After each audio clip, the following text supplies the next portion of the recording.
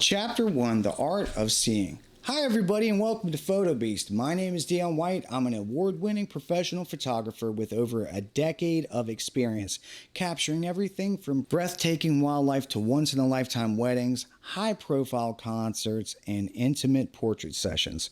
My work has been featured on magazine covers. I've photographed celebrities, worked with major record labels, and even documented powerful stories across different genres. But more than any of that, I've spent years mastering the craft, refining my style, and learning how to see the world like a true photographer. In this PhotoBeast Masterclass series, I'm going to teach you everything I've learned, raw and real, the techniques, the mindset, the workflow, the hard lessons, and most importantly, how to develop your own voice and vision as a photographer. This series is designed to take you from where you are to where you were born to be, not just for your portfolio, but for your purpose, for your passion, and for your clients. And for every story that you are trusted to tell through your lens. This is not just a class, this is transformation, so let's begin. Chapter 1, The Art of Seeing. Photography is more than just pointing a camera and pressing a button. It's about capturing moments, telling stories, and expressing your unique perspective of the world. This chapter introduces you to the basics of photography with an emphasis on developing an eye for what makes a powerful photograph. Now, photography comes from the Greek words photos, meaning light, and graphos, meaning drawing. It literally means drawing with light. Every photograph you take is a composition of light, shadows, contrast, and emotion.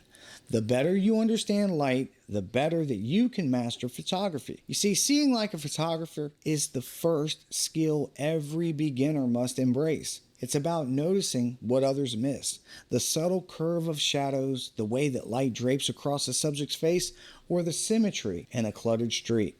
Here are foundational tips. Observation. Start studying light all day long. Watch how it shifts, softens, intensifies, and how it interacts with different materials. Notice the world around you with curiosity. Composition. Begin framing in your mind. Evaluate the placement of lines, geometry, and contrast. Study reflections, textures, and silhouettes. Perspective. Change your height. Get low to the ground or up high. Move left, right, step closer, but discover new angles. The same scene viewed from a different vantage point becomes a new story each and every time.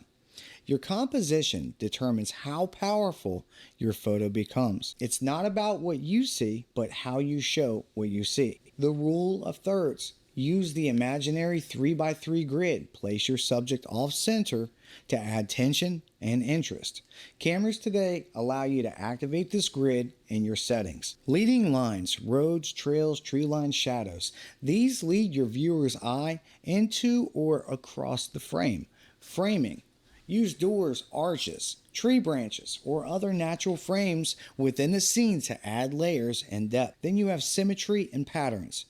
Us humans, we're drawn to symmetry and repetition, so use these when composing architecture, nature, or crowds. And then backgrounds. These really matter. Simplify, simplify, simplify. A cluttered background ruins a good subject. Always check your edges as well. And to truly capture what you envision, you must know your camera inside and out. So master these components. You have your lens. Your lens affects your focal length and your depth. Wide angles expand the scene, telephotos isolate subjects. Then you have sensors. Larger sensors perform better in low light and they offer better dynamic range. And then you have crop sensors when you need that extra reach. Aperture, this controls your depth of field. The wider the aperture, like f2.8, it can blur backgrounds, while narrow apertures like f16 will keep everything sharp and in focus. Shutter speed. This controls time. 1/2000th of a second freezes a hawk midair. 1/30th of a second creates motion blur of a dancer twirling in a club. Then you have ISO. ISO controls light sensitivity. But remember, high ISO helps in low light, but it will always introduce grain. Now I want to share something important. As a seasoned professional, I shoot everything in manual mode with auto ISO. My setup is dialed in to allow me to react instantly to changing light, changing motion, and changing environments. It's what I use in wildlife, weddings, music events, and everything in between.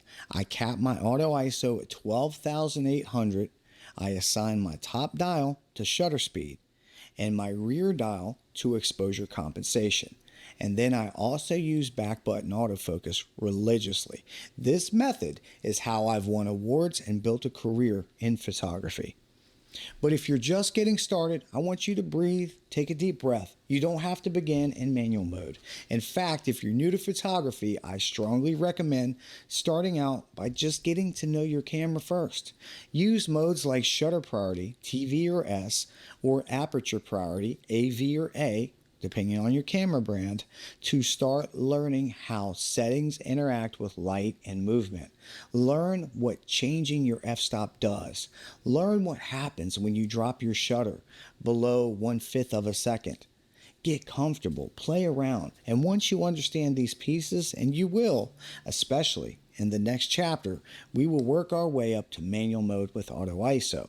Now, I've had students where straight out of the box, I've set up their camera in manual mode with auto ISO, and they've started shooting like that from day one. And they thank me years later because it taught them the right way from the very beginning, and they didn't waste time with automatic crutches. So if that's you, if you're hungry and you want to dive in and just go for it, I'll show you exactly how. But if you need a little runway, no shame in that. What matters most is that you keep progressing at your own pace. Get started with your camera, read your manual, know your tool.